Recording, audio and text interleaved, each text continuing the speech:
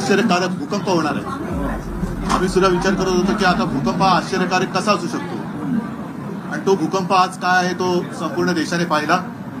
मी उन्मेष पाटील, करण आणि तुमच्या सगळ्या सहकाऱ्यांचं मनापासून नुसतं स्वागत नाही तर अभिनंदन करतो। कारण आजपर्यंत रोज मी पाहत होतो, वाचत होतो, कोणी किडीक इकडे तिकडे गेला तरी शिवसेनेला धक्का, असा धक्का खाणारी शिवसेना नाहीये।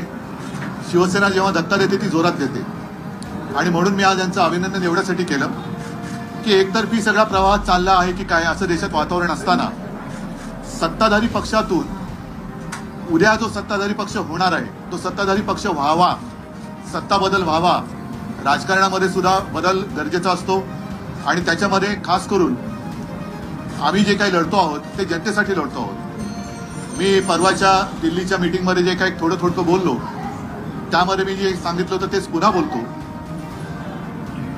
देश हुकुमशाहीच्या दिशेने चाललेला आहे, आणि यावेळेला देशात जर पुन्हा एका व्यक्तीचं आणि एका पक्षाचं सरकार आलं तर देश संपला म्हणून समजा।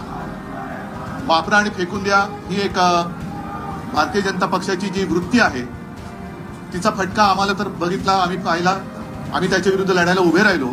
पण आता त्यांच्या पक्षातील कट्टर निष्ठावान ज्यांनी अक्षरशः रक्त आटवून घरदार कुटुंबाकडे दुर्लक्ष करून झिजून पक्ष बांधणीसाठी, पक्ष रुजवण्यासाठी मेहनत केली, त्यांना सुद्धा आता फेकून देण्याचं जे एक धोरण भाजपाने अवलंबलं आहे त्या विरुद्ध एका निष्ठावंत कार्यकर्त्यांनी त्यांच्या असंख्य सोबत्यांसह मी तर म्हणेन ह्याला खरं बंड म्हणतात।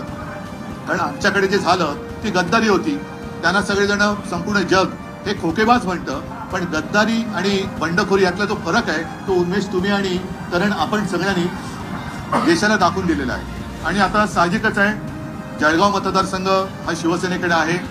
आजपर्यंत आम्ही तो मित्र पक्षाला म्हणजे भारतीय जनता पक्षाला देत आलो होतो, त्याच्यामुळे गेल्या वेळेला आमच्या दोघांचे उमेदवार उन्मेषजीच होते। निवडून आल्यानंतर त्यांनी अतिशय चांगलं काम केलं, आणि आम्हाला एक असं वाटत होतं की जळगाव आपण घेतोय पण उन्मेष तिकीट असतील तर बाबा कार्यकर्त्याच्या समोर लढायचं कसं।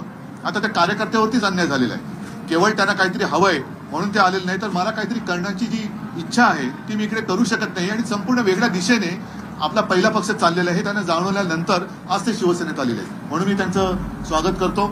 आणि नमस्कार, मराठी माती या यूट्यूब चॅनलमध्ये आपलं सर्वांचं स्वागत आहे। राजकीय बातम्यांचा आढावा घेण्यासाठी आपल्या चॅनलला नक्कीच सबस्क्राईब करा। धन्यवाद।